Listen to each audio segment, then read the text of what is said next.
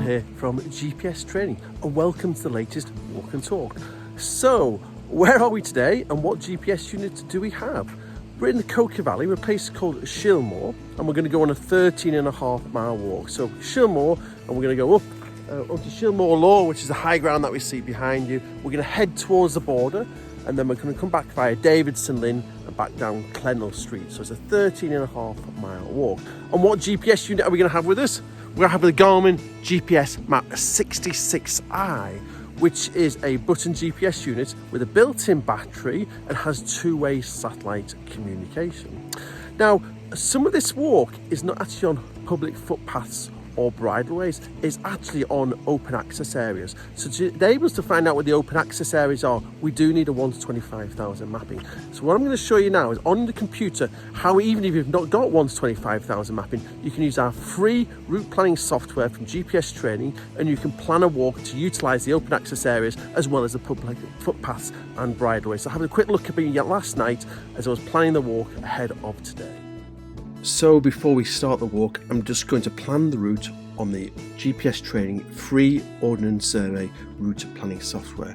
So all you need to do is go to our website, which is gpstraining.co.uk, and click on OS Planner at the top. And it takes you to the free Ordnance Survey route planning software that we've got. So again, if I wanted to, I could just search for Alwynton as the location where we're heading towards, which is here. And there's Alwynton. Now we're just actually starting a little bit further up the valley than Alwynton, which is just a place called Shillmoor. So this is where we're going to be parking the car. So we start here, we're just going to come down, we're going to just come along here to Shillmoor. Now the great thing about planning on 1 to 25,000 mapping is we're going to utilise the open access area. So we're going to leave the footpath here, and this yellow area on the 1 to 25,000 mapping is what we call open access areas. So this is where we have the right to roam. So I'm going to go up this track here and this path, climbing fairly steeply up over in a hill. I'm going to continue up here. I'm going to go all the way up to Shillmoor Law up to the cairn on the top, and that's going to be our first summit of the day, and then we're going to continue on just planning the rest of the walk.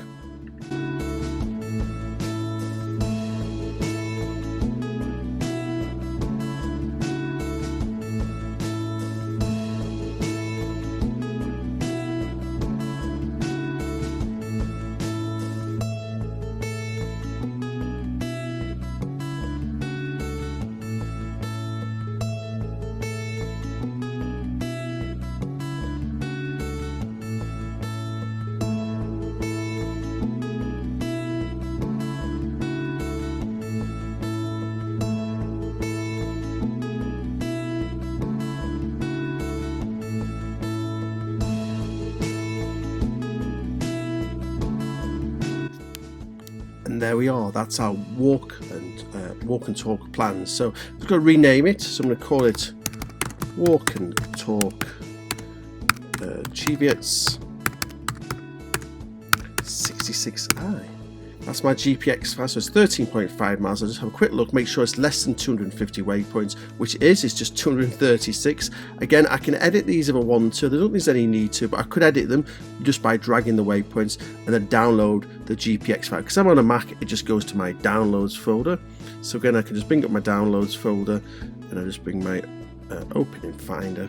It's very similar than what we can see. So there's my walk and talk Cheviot's 66i. I literally just copy this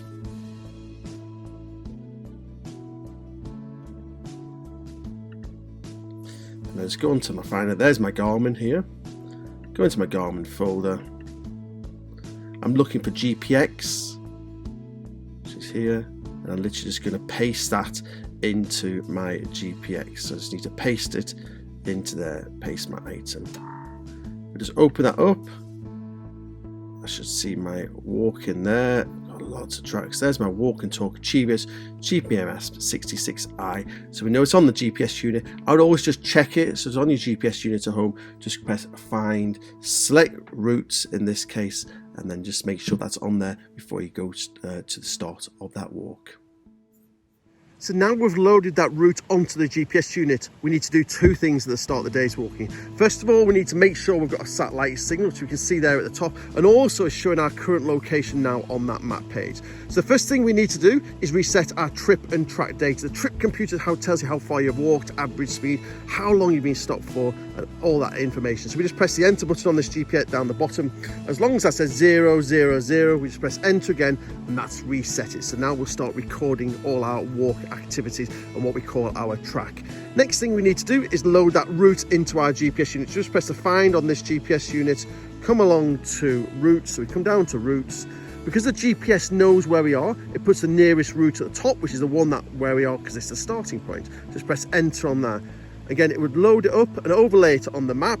There it is, a 13.5 mile walk, and we just press the enter button again, and then we get that arrow then on the top of that map page. So we can either navigate on that map page with a route overlaid on it with the arrow at the top, or alternatively we can navigate on the compass page. It tells you that we're 13.5 miles off the end of the walk, how far it is to the next waypoint, and what do?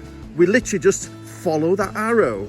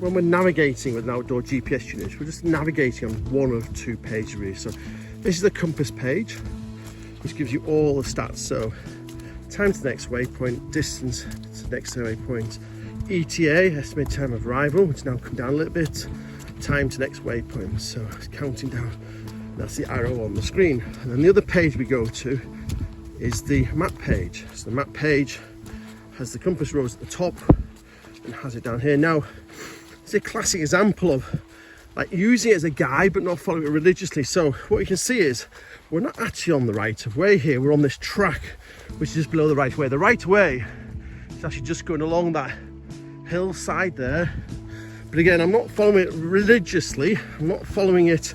It's like these people who follow car sat navs down seeing one-way roads rather.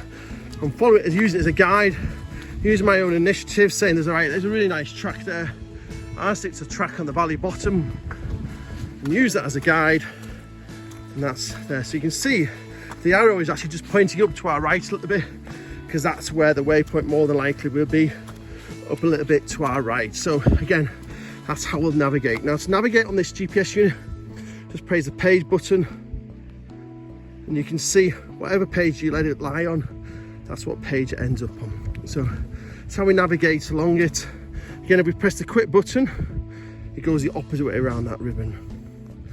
Page button goes that way, quit button goes that way, and whatever page you end up on is the page that we end up on. So, and again, a quick shortcut. If you're going to go to your main menu from any page, if you just double tap on the menu button, that will take you to your main menu. So to navigate around, page button, quit button, and double tap on the menu button takes you to that main menu. It does. That's back on the map page. Again, our arrow's pointing just up to our right because that's where the path is, and we're just going to rejoin it there, climb our way up a little bit. But hey, the sun's even starting to come out, look at that. down at the valley bottom. The sun's just starting to come out, and that's why we started a little bit later, because it was wet earlier on. And looking at our ETA, looks like we're managing to catch up a little bit of time, so it's not too bad. So fingers crossed. Got a little bit of a climb again. This GPS gives us the elevation, so we can see the elevation. Just starting our second climb. So this is our first climb.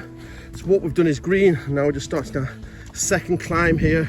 So we're here on this is the overall walk. Then we've got a little bit of a climb, and it drops down, and then our last big climb. So we're not all that far in. Again, we can go to our main trip computer page, and we're just 3.23 miles in, so got 10 miles to go, so better crack on. So this is where we turn off Clennel Street. So we just turn off Clennel Street, so you can just see on the map here.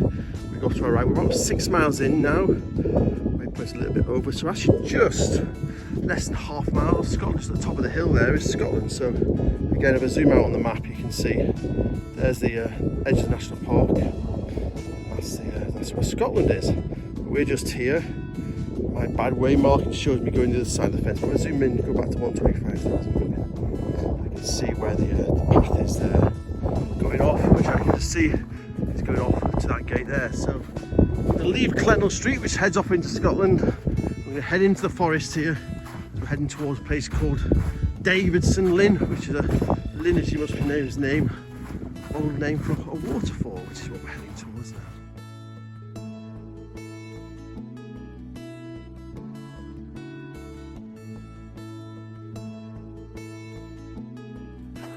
So you can see behind me the consequences of the storms that hit the northeast of England, well, I think northern England a few months ago now. I think Storm Arwen, wasn't it, when it hit? And you can see this footpath here.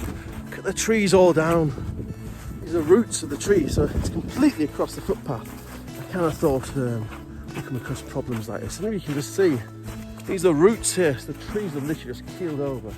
These are roots that you can see showing the footpath's completely blocked off, so it's not a problem. I think we can work our way around it, but it all adds to the excitement of the walk, doesn't it? And you can see it's a fair bit of snow still lying. It shows where it's sheltered. The sun's not got to it. We've got a fair bit of snow, so yeah, it's a case of just working my way around the fallen trees. Looks like I'm not the first person to get around it, but hey, we are quite remote. We're quite high up where we are at the moment, so I'll switch off the camera and negotiate myself around these fallen trees. Well, not the best really. I couldn't get through the woods there, so as you saw, the trees were down. I kind of went, came out, I was actually initially up there, came back down. There's another path here. Trying to get through to Davidson Linn, and there's no way I can get through. So a lovely guy actually, first guy I met all day. I had a nice chat with him. He's walking the 35 highest peaks in Northumberland, so I did something similar a few years ago. I walked the 15 highest peaks. I'd love to have a quick chat with him and catch up.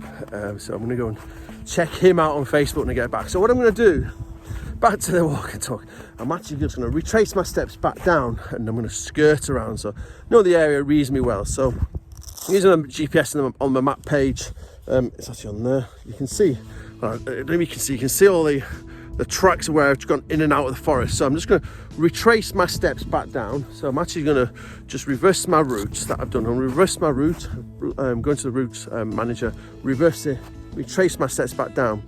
And then there's actually a road that skirts off. I can actually cut this corner off the walk. Now, it's not such a bad idea actually, because it is coming up to 20 to 3. And as we've seen there, it's going to go dark at 4 o'clock, so it's not a bad idea then. I think it'll be a similar distance. It's a bit of a shame I can't get through and show you the waterfall, but that's the problem with the forest and the terrible storms that we've had recently. So I'm just going to reverse my route, get back down. There's a forest track, and we'll skirt back around there. But it's just a case of just thinking on the hoof, really, isn't it? And working through any problems when you're out walking. So yeah, I'm going to head back down. I'll catch up with you down there. What I'll do, I'll just quickly show you what I was did about reversing this route. So again, because we're having to turn back, I could do a track back, but it'd take me back into the woods. But to reverse a route, I just need to go to the main menu. So just double tap on that menu button, and I come down to what we say is Route Planner. Press Route Planner. There's my walk and talk Cheviot route there. So bring it in, and it loads it within this route plan. Now when I'm in there, I'll just press the menu button. You can see, come down, there's an option that says reverse route. and that route is now reversed, straight, easy as that. So again, just load that route back in, so just press find, select routes, there's my walk and talk, load it up. Now this time it'd be reversed. You can see now my arrow is taking me, so what I've done is reverse that route and I've got it to take me now back the way I've come. And what I'll do, I'll just walk back a little bit, and then when we hit something called Clennel Street, I'll just create a few waypoints. I'll show you how we can create a route directly on the unit that it kind of cuts off the forest section of the walk. We can jump back onto the original plans route as we come over Copper Snout and head back down into the valley. The sun's just about going down, so the sun's not far offset. It's a nice end to the day, then it starts off. I'm going to drop back down, and then I'll show you how you can plan a route directly on the GPS unit.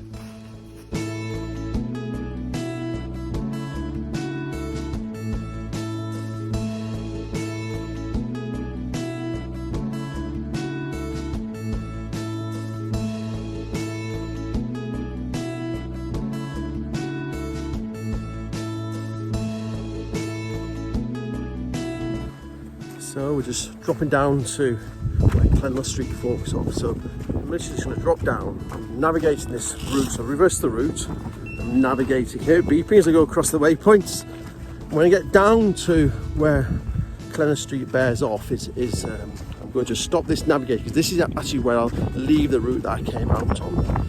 So I'm just going to find stop navigation on my GPS unit, and that will stop it. And I'm going to go into Route Planner. And we create a route. Now, when we create a route on a GPS unit, it's not the easiest of things. I would never sit down and plan a 13-mile walk directly on my GPS unit. But in this instance, I'm just going to plan 2 or 3 miles back to where I can jump back on my pre-planned route that we did on the computer before we started. So what we're doing in this walk and talk is very much putting all the skills into one walk.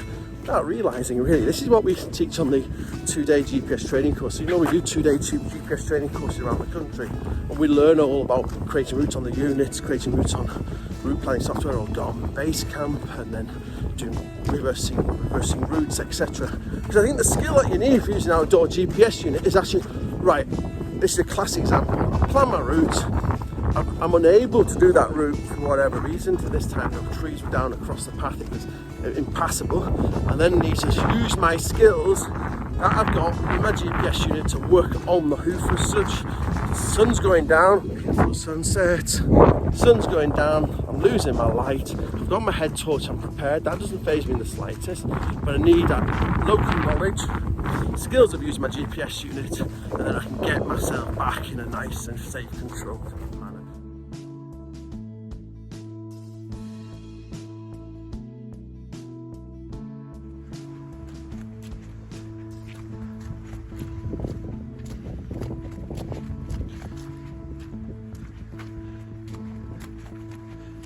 So what I'm going to do now is just going to quickly show you how we can quickly plan that route. So at the moment I've got nothing on my map here, I've got no route, I've just got my track, which is what we can see there behind us. So this is Clennel Street. Again, I could just follow, it's fairly obvious, but what I'm just going to quickly do is show you how we can play that route. So this is on the hoof as such, so double menu, takes us to our main dashboard, and we come down to Route Planner here. And at the top one that says here, create route, select first point, and we're going to use the map to do it.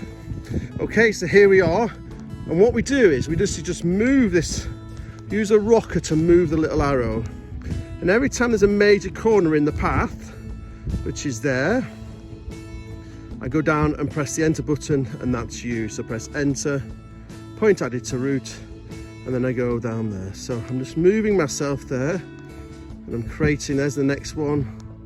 Now I'm never going to plan a 20-mile walk doing this, but you can see it creates the little waypoint there. Move it back, let's go back to that boundary there, because that's where the open access area is. So create another waypoint there.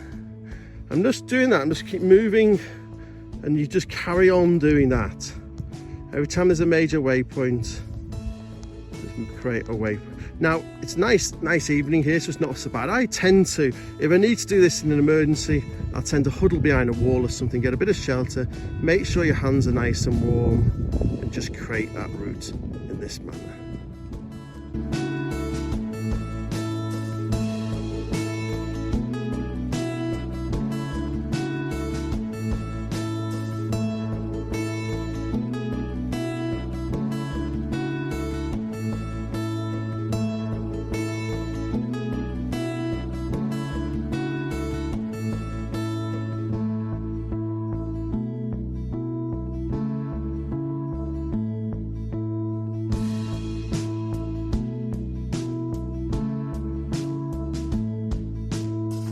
So we're just following that route, so we're just following that short route, which is a mile and a bit, and that will get us back to where our pre-planned route was, and then we can jump back onto that, and then we've got a few miles of that to go and just drop back down into the valley bottom. So it's been quite an interesting walk and talk so far. Quick thing I always mention on the walk and talks is carrying GPS units. You know, I always carry everything on a backpack tether. Backpack tether, you can see it's handy there. It just sticks onto my rucksack strapped with Velcro, has a cord on it. Then you can just drop it, you're never going to lose it, it's attached to my rucksack. So it's there, it's always attached to me. And then I can just stick it back onto backpack tether. Clear view of the sky, really nice way. You're never going to lose your GPS unit because it's actually attached then to your rucksack, isn't it? So again, if you do, I know a few people have mentioned their cords get frayed on it. I've never had that experience. We've actually done a film on YouTube, or a video on YouTube, where Andy has, my colleague, about replacing the cord if you want to. But I've never had that. I think people must get snagged between the Velcro when they're using it. So, hey, there you are. I've actually got the repaired one in my rucksack. I always bring two of everything. Bit of a stickler for two of most things. So I've actually got 3 hats, one on my head, 2 in my rucksack. Also got a balaclava, backpack tether, spare backpack tether in my rucksack. Got my waterproofs in my rucksack, got my emergency shelter, got my water, got my sandwiches, got my emergency rations. Here are 2 pairs of gloves, winter gloves and thinner gloves. I learned from many years of walking that very easy when things go wrong, that backup is there. So it starts raining, my hat gets wet, put another hat on, straightforward. If I lose a glove, as I have in the past, I've got another set of gloves just in case. Got another set of clothes, everything's there just to keep me going. We're actually just here out on Monday. It really turned for the worst. It's actually Saturday today. I was out on Monday and the weather turned for the worst, and we went from down jackets and walking trousers. It started raining initially for about half an hour, then your eyes soaked to the skin, and then it started snowing very heavy. So what do? Stop, down jackets off, they were soaking through. Waterproofs on, changed our tops, waterproofs on top and bottom, changed our hats, put waterproof gloves on because we're non-waterproof gloves on, and we were warm and dry to continue with that walk. And that just shows about carrying that extra kit that you need. So it's not only using your GPS, it's just that hill navigation, that hill skills, isn't it? Which you need to just think about what happens when something goes wrong. How can we get ourselves through that potential problem? So another beep on the GPS unit tells me I'm on course, or I'm following my route, which again is just another, just over a mile, and then we can jump back on it. Sun's just starting to go down. You can see the trees here behind me down as well. It's just horrendous, the storms, but I know this is a main forest track, so I was quite confident this would be clear, and thankfully it is. And I know I walked a lower section of this just 5 days ago, so I know that was clear as well. So I'll show you when I reach the route. I'll stop navigating this small route I'm navigating and load my original route back in my GPS unit, and then that will start giving me the stats of how long it would take me to get to the end. And then the next thing we need to think about then is it's starting to go dark. We need to prepare both the GPS unit and myself for them walking in the dark as we navigate the last few miles.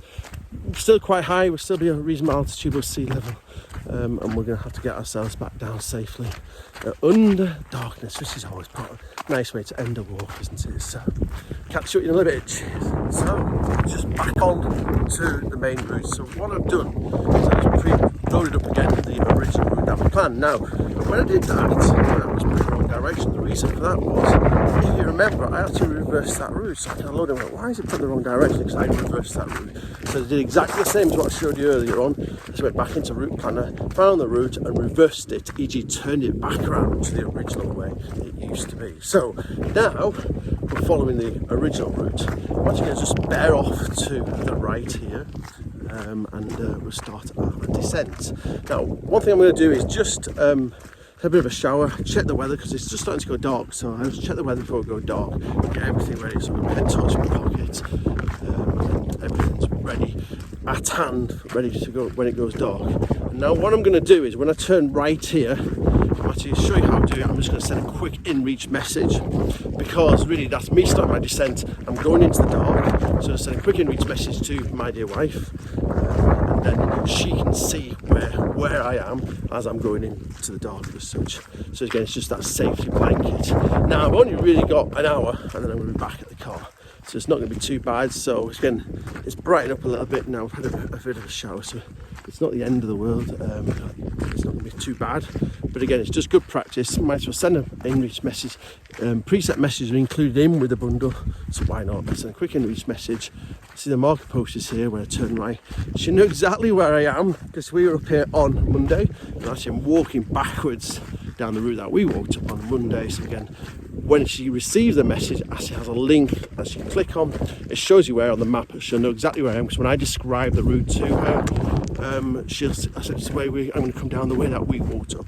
When she'll see it, she'll know exactly where I am. She'll know how I'm going to get down, and that's it. So I'm going to quickly, before I turn right off this main forest track, I'm going to send a quick inReach. So I'm just in the inReach section of the GPS unit, and you can see at the top there's a send preset. These are all the other messages I've sent. A send preset at the top. I just press enter on that, and you can see the top message is to my dear wife. This is where I am. Everything's okay. I literally just press that. Down at the bottom it says send message, and that's one of the presets. You can see there, see a blue line going up saying this is where it is. It's just sending it. You can also see at the top it's sending it. It's clicked. That's it. It's as quick as that, isn't it? So she'll receive that text message with the text. This is where I am. Everything's okay. And she also gets a link onto it. She can click onto, and that shows exactly where I am on the map. Now she'll know that I'm heading down this way, and she'll know why I'm doing it because she knows that the sunset is just about to happen. So that's just me giving myself a double backup using the two-way satellite communication, and that's the way I tend to use it. You can do live tracking with it if you want to, lots of different ways, but I use those presets mainly because the presets are included in with the packages, and it costs me nothing to send a preset. And again, it just gives me that security that as I'm starting my descent, it's starting to go dark, I'm letting someone know exactly where I am. Other thing I'm going to do just as it's going dark now is I'm asking to stop, get my gloves out of my rucksack because it's starting to go cold, and I'm going to get myself ready for my descent down back to Shillmoor. That's why I'm jumping in my rucksack. I thought you might be interested in a few bits and bobs. So I've got my rucksack, keep everything in these aqua packs. I keep everything in, everything waterproof. These are all my warm gear, so my gloves are in there, my spare hats are in there, my buffs in there. I've got my waterproofs in here, so this is not waterproof because my waterproofs are waterproof. And I've got another one at the bottom with my first aid kit in. And I've got my emergency shelter mat backup, and of course my water pouch. You see how I drink. I've got a power pack as well. Power pack is where I will I've got for my both my GPS unit and on my mobile phone as well, because I power. And I've got charging leads in there for each of those devices, plus aqua packs as well. Put car keys in, mobile phones in, etc. It gets really wet. And I've got my medical stuff up here, just my basic, glucose tablets, Vaseline, a spare head torch, spare backpack tether, pen, my asthmatics, my inhalers in there as well. So that's my things I need to get to quickly. So that's what I've got in my rucksack. Keep everything in these aqua packs. Again, I've got everything here, so I back everything up. Again and again, these are my winter gloves I'm just going to put on. No balaclavas, everything in there, and that's just the remnants of my lunches. So this is what I've got in my rucksack. I've got my walking poles there as well, which I need, and I've also got a tripod if I need to use it for my camera. So I'm just going to get myself ready to go into the night. I've got my head torch, my other head torch in my pocket, ready to go on.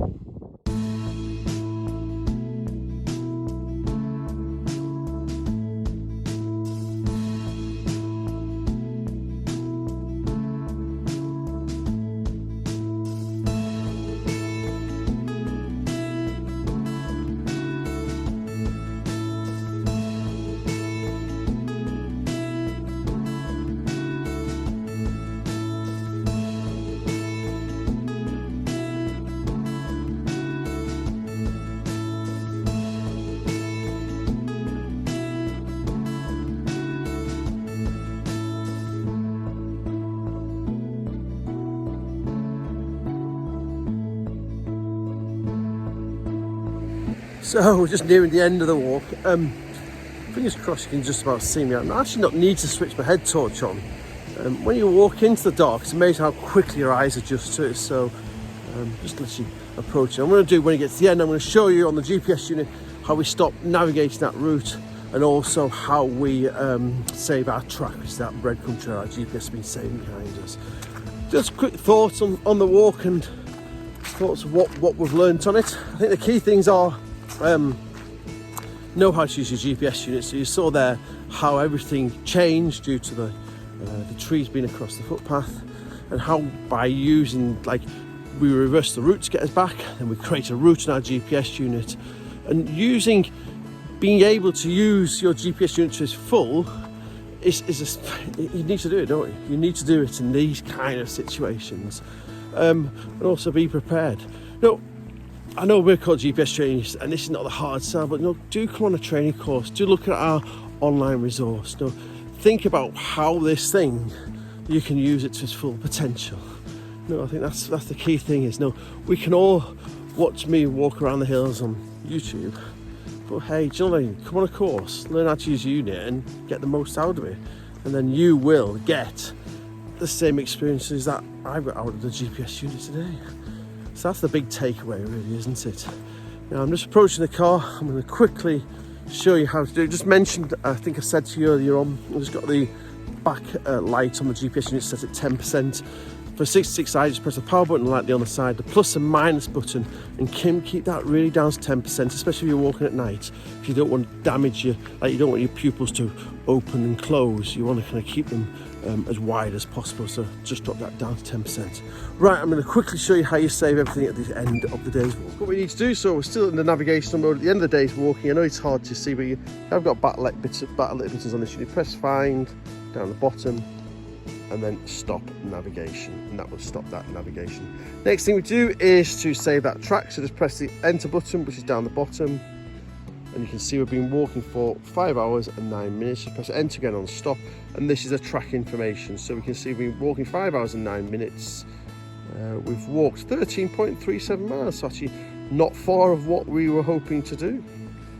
Moving average 2.9 miles an hour, so we just move it across, move the rock across a little floppy disk, press enter on that, and you can see that will save that track. It's all saved, and that's you all ready and finished at the end of the day's walk. I'm just sat in the car to get a bit of light so we can finish off this latest walk and talk. I very much hope you enjoyed the latest walk and talk with the Garmin GPSMAP 66i, a really nice button GPS unit from Garmin. If you want to know any more about our training courses, or you're interested about buying a GPS unit, please don't hesitate to get in touch with ourselves here at GPS Training. And if you can like and subscribe and press the little bell on YouTube so you get notified of future videos, that would be also very much appreciated. So thank you very much, guys. I hope you enjoyed the latest walk and talk. It's been slightly different, but hey, what better way to start off the year?